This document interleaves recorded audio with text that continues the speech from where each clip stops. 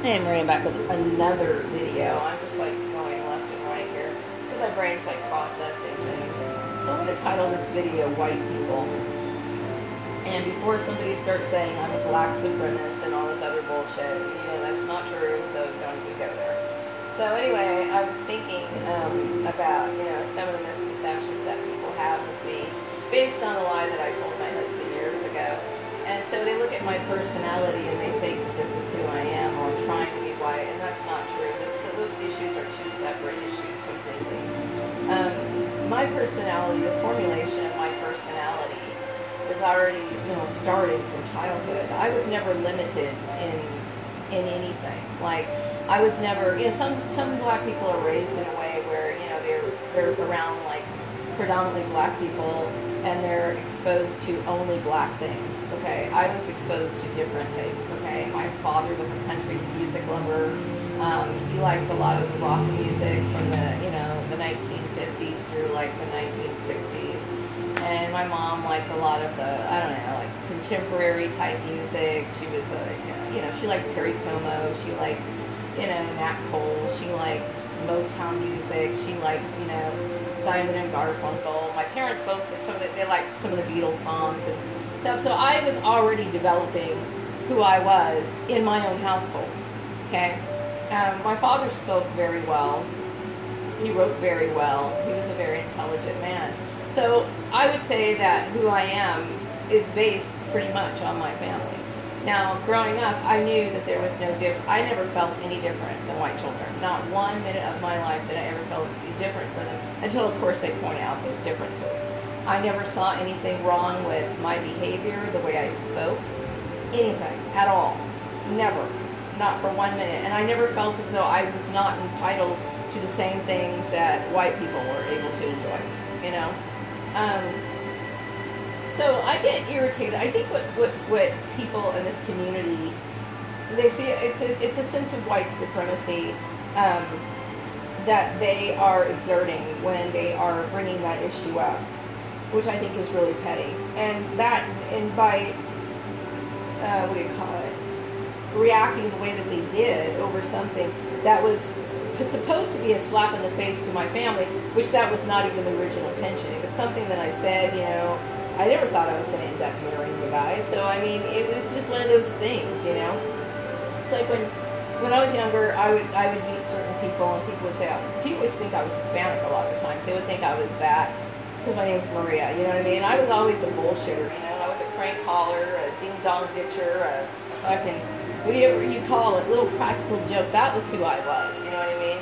Which, I mean, I still kind of get kicks out of that sort of stuff. I don't do it any myself anymore, only because, things like Star 69 and people's floodlights and shit like that. I mean, I don't do that anymore, okay? So gang stalking, to me, is kind of like an elevated form of all those practical jokes that people get involved in or whatever. But there's no correlation between what I told my husband and who I am. I am who I am. I was accused of being white many times, or trying to be white, when I was younger, and it was because I was around people who didn't understand. They didn't understand that black people can be intelligent. They can be because they're so limited. Here we go with mainstream thinking again. Mainstream thinking is what makes people think the way that they do. They watch television. They might have watched an episode of The Jeffersons, and so therefore they know everything there is to know about black people. That is such bullshit. And I think the, TV, television shows and things like that enforces this negative stereotypes. But no, I am who I am based on my early upbringing. I was never told in my family that you can't do this, and this. I mean, there are certain limitations, obviously, they placed on us, but I was never aware of the fact that, it was an odd thing for, a black girl to watch Debbie Reynolds movies, or, to emulate a style like, that I would see on a certain celebrity, not because she was white. If I liked her dress and I wanted to dress like that, then that's fine. I never thought for one moment that, this woman's blonde, and so therefore I can't wear a dress that she wears because I like the dress. And I'm looking at the dress, you know what I mean? I think people put too much emphasis on race, and it's their own ego that pretty much is reflected in their behavior, because I will tell you that a statement that I made to my husband many years ago doesn't reflect people. It doesn't have anything to do with them, okay? And unless, of course, it's based on something, on a racial issue. Now, for the people who were non-white people who got involved in this, like, for example, my fellow African Americans, well, you know, they feel as though I don't like who I am, and that's not true. I will say, when I was growing up, I didn't understand the differences between me and them. But as I got older, I fully understand, okay? I've had opportunities that a lot of black people don't have. You know, I've been exposed to things that a lot of them haven't been exposed to. Does that mean that I don't identify as black? I'm a black woman. You know what I mean? That doesn't make me any more or less black. I'm a black woman. I know that because that's the color of my skin and it's the texture of my hair, and it really doesn't go any further than that.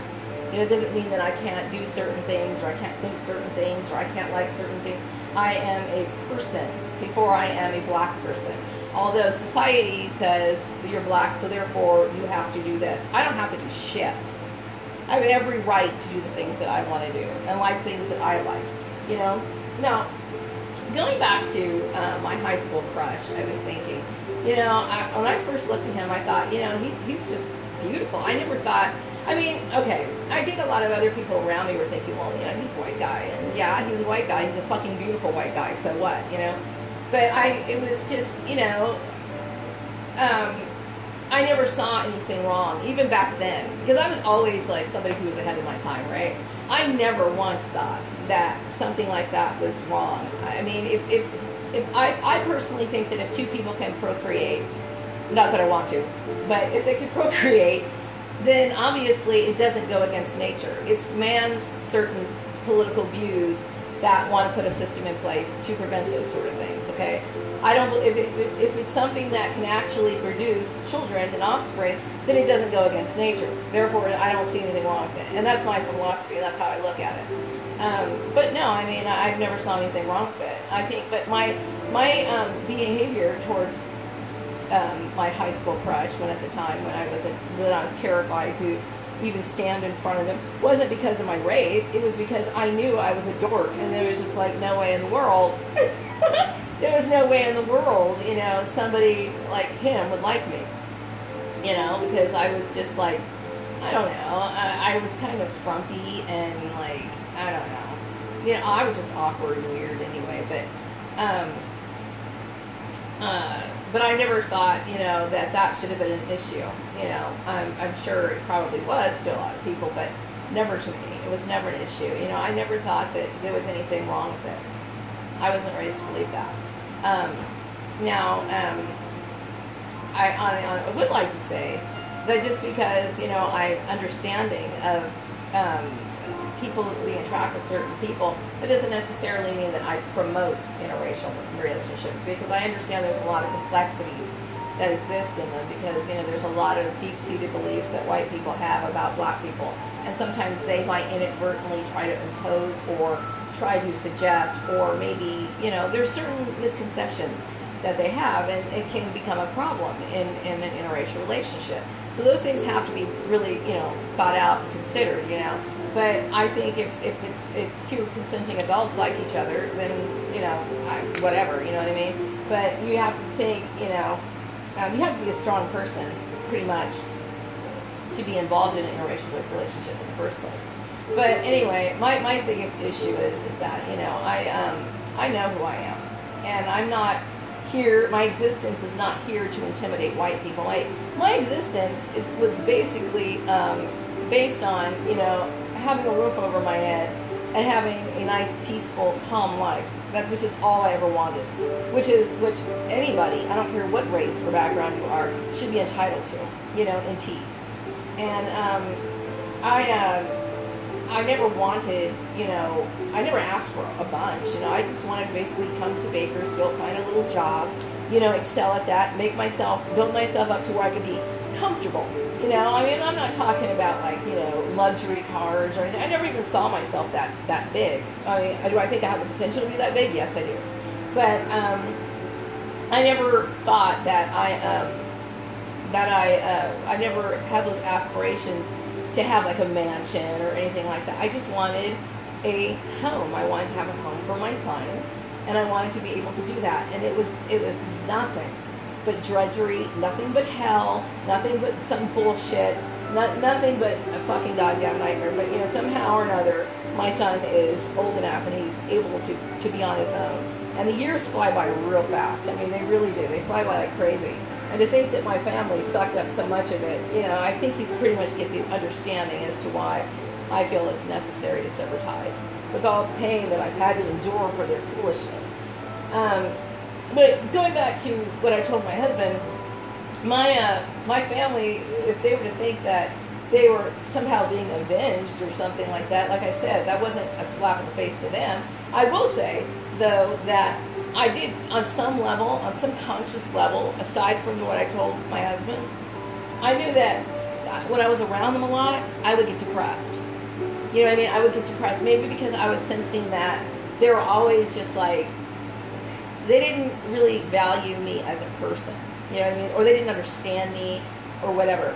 And so when it comes to what was actually thrown out into the general public, they're not avenging my family. They're acting out white supremacy is what they're doing. You know what I mean? They're not doing you guys any favors. They're not. So I just think that the whole thing was really stupid. You know what I mean? And so to be so blatant and absolutely foolish about something like that, and acting it out in the workplace, those motives are not, the motives are completely unforgivable when it comes to the employer. Period. It just is, So I don't hate white people. I don't hate white people at all. But I will say that, I have to be very careful about my interactions with them. Because, I've often known a lot of white people who, they want to challenge me. They want to see just how much I know. I mean, immediately it's like they want to compete with me. And I get tired of it. I'm not interested in competing. You know what I mean? I'm just trying to have my home, a roof over my head. And it's always something about, I think because they have been fed or led to believe that they are somehow superior based on information that really doesn't involve them. But it's a belief system that because these certain other people were powerful and they had all this stuff that they themselves are, and they're not. Okay? They're not. So I don't believe that. I'm not intimidated by white people at all. Period. So anyway, I just want to say that, it was just like in the back of my mind. My brain is just unraveling so much, it's just like, it gets exhausting at times, it really does.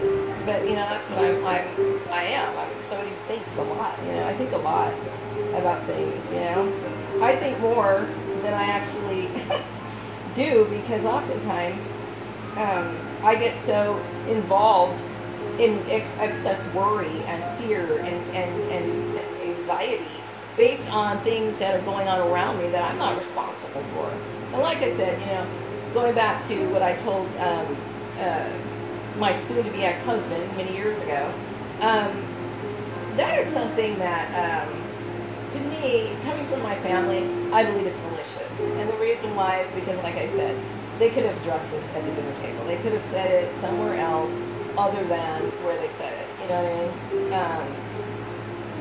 I reject my family because I feel as though, it's obvious looking back on all the little plots they used to pull and the things that they've kept, quiet and hidden and their little secret manipulative bullshit against me. They never wished me well. They never did.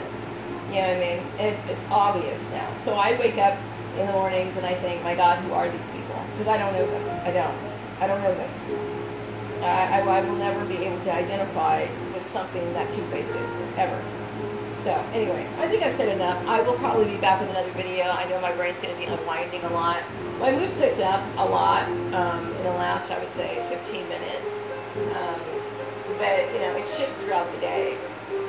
I would say in the morning, I'm more, I get more filled with anxiety because I get so much information in my brain that starts to unravel at night, So, anyway, I'm going to wrap this video up and I'll be back with another one later. Take care. Bye-bye.